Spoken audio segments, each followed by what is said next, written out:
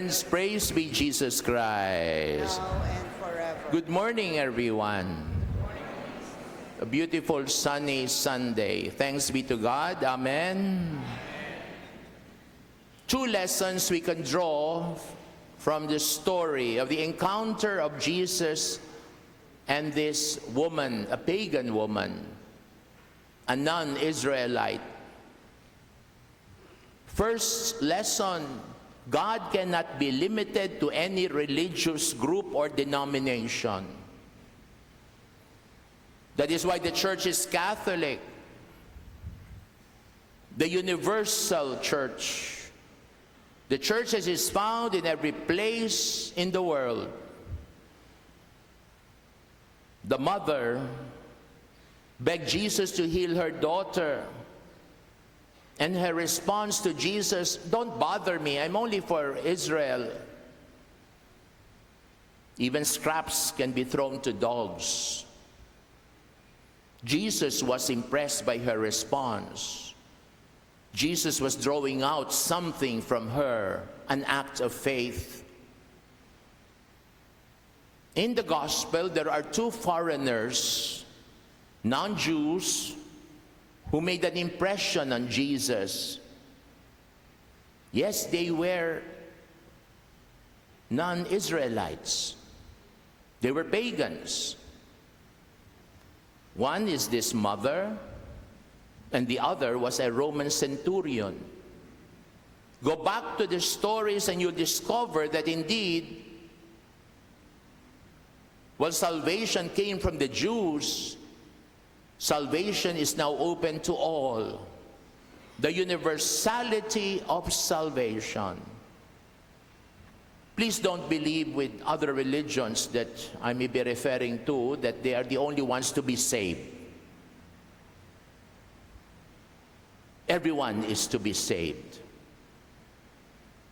You see, in the past, there is a classic statement that goes in Latin, extra ecclesiam non salus. Translation, outside the church, there is no salvation. That was the 1920s to the 1950s. During the Middle Ages, the church looked at itself as the perfect society. Well, this may be true because all the means of salvation are found in the Catholic Church. There was a great shift in the 1960s because of the Second Vatican Council convoked by two popes who are now saints, St. John the 23rd and St. Paul the 6th. The movement of that church in the 1960s that even today we feel is that we need to build bridges with the world. That the grace of God can be found in other faith communities. So that the statement now is not simply outside the church there is no salvation. No, where there is grace, there is the church. And grace cannot be limited by structures because grace is simply the life of God. Such is the lesson of this Sunday's gospel. The great Pedro Arrupe, former superior general of the Jesuits, have the mind of Christ. Can one compare the beauty of the dawn with the beauty of the sunset? God works universally. He cannot be captured by any ritual because God is God. Huwag maging makitid ang pag-iisip tayong mga Katolikong Pilipino. Those of you who studied at St. Teresa's College, run by the ICM sisters, know the statement of their foundress, Louise de Meister. She said, "Let your hearts be as big as His so that the whole world may find room in it." Those who studied at Assumption College, run by the religious of the Assumption sisters, but remember the statement from Saint Marie Eugenie, the foundress, who said, "Let your hearts be as big as His so that the whole world may find room in it." Biases, prejudices, bigotry do not have any room in the worldview of Jesus. That is Catholicity. That is universality. That is inclusion. The great Pope Francis of happy memory emphasized that in his pontificate. Embrace the world. Accompany people, especially those in the peripheries. Second lesson from today's gospel is persistence that is born of faith. Persistence. Be persistent in your prayer. Don't give up. Never give up. Especially on good things around you, in you.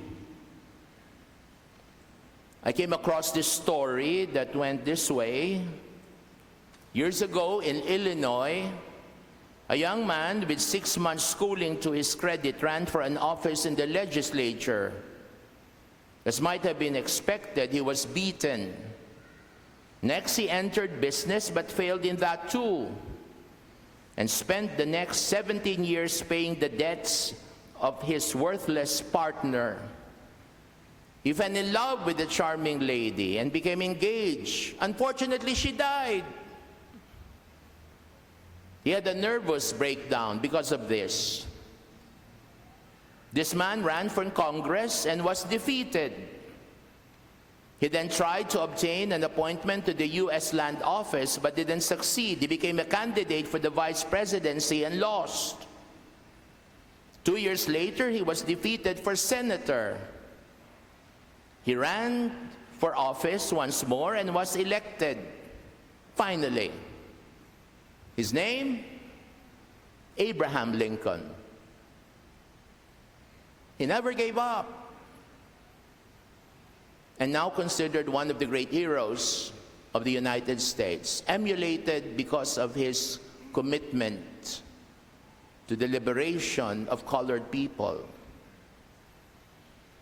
It took Winston Churchill 3 years to get through the 8th grade because he couldn't pass English of all things. Ironically, he was asked many years later to give the commencement address at Oxford University, and his now famous speech consisted only of 3 words. Young people, listen to the 3 words of Winston Churchill. Never give up. Period.